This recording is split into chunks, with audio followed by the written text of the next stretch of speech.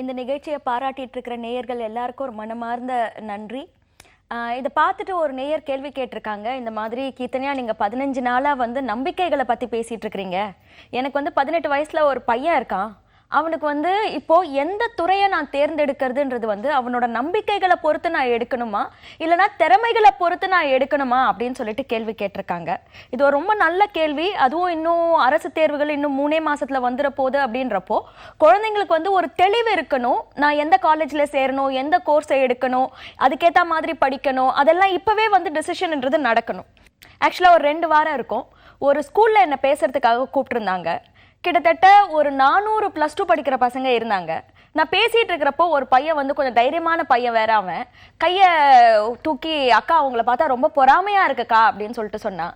ஏன்னா என்னை பார்த்து நீ பொறாமப்படணும் அப்படின்னு சொல்லிட்டு கேட்டா அவன் சொன்னான், நீங்க வந்து எவ்வளோ ஒரு பேஷனட்டா பண்றீங்க, உங்களோட பேஷன் என்னன்னு உங்களுக்கு தெரிஞ்சிருக்கு, நீங்க பண்ற வேலை வந்து உங்களுக்கு இவ்வளோ பிடிச்சிருக்கு. இப்போ நான் வந்து ரொம்ப ஒரு இக்கட்டான ஒரு சூழ்நிலையில இருக்கிறேன்.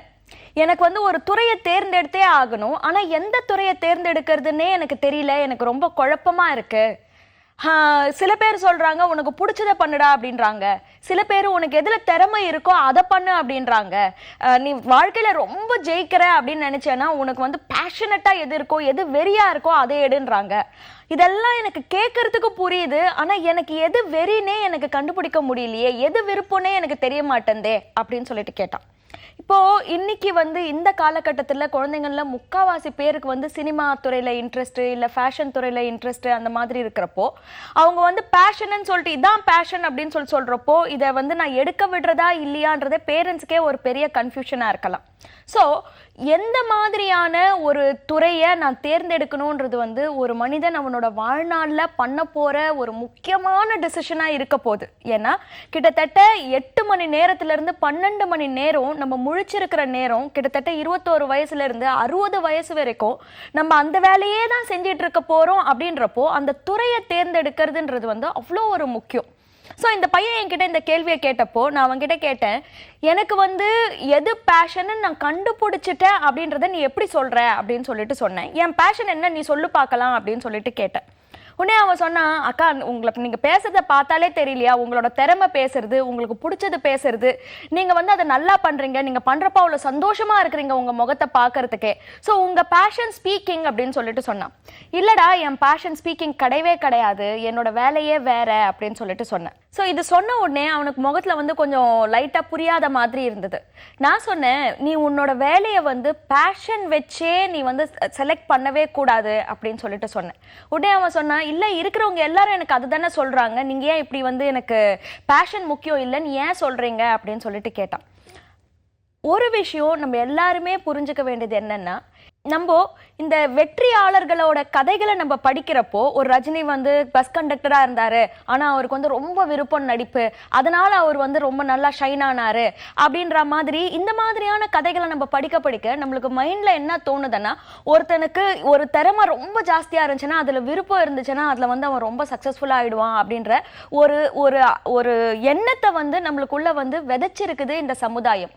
ஆனா உண்மையில பாத்தீங்கன்னா ஒரு கெரியர்ன்றது, ஒரு ஒர்க்ன்றது வந்து இது ரெண்டுத்தையும் பொறுத்து ஆதாரப்பட்டது கிடையவே கிடையாது. இது வந்து ஒரு பர்பஸ், உங்களோட ஒரு ஒரு என்ன சொல்றது, ஒரு மிஷன் என்ன அப்படின்ற ஒரு கேள்வியை ஆதாரப்பட்டு வந்தாதான் அதனுடைய வேலை வந்து நம்மளோட கெரியர்ன்றது வந்து ரொம்ப ஸ்ட்ராங்கா இருக்கும்.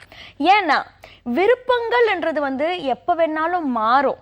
இப்போ ஒரு வருஷத்துக்கு முன்னாடி பாத்தீங்கன்னா எனக்கு வந்து சைக்கிளிங்ன்றது வந்து ரொம்ப பெரிய விருப்பமா இருந்தது. எந்த அளவுக்கு ஒரு விருப்பமா இருந்துச்சுன்னா, கிட்டத்தட்ட 875 கிலோமீட்டர் ஒரு மலை மேல ஒரு குரூப் ஆஃப் பீப்புளோட 875 கிலோமீட்டர் 7 நாள்ல சைக்கிள் ஓட்டினேன். ஆனா கொஞ்ச நாள்ல அந்த விருப்பம் மாறி போச்சு. போன வருஷம் ஃபுல்லா ஒரு 5 வாட்டி கூட நான் சைக்கிள் ஓட்டல. விருப்பம் அப்படின்னு சொல்லிட்டு சொன்னாலே நம்மளோட மனசு முதிர்ச்சி அடைய நம்மளோட பர்சனாலிட்டி மாற என்ன ஆகும்னா அந்த விருப்பங்கள் மாறும்.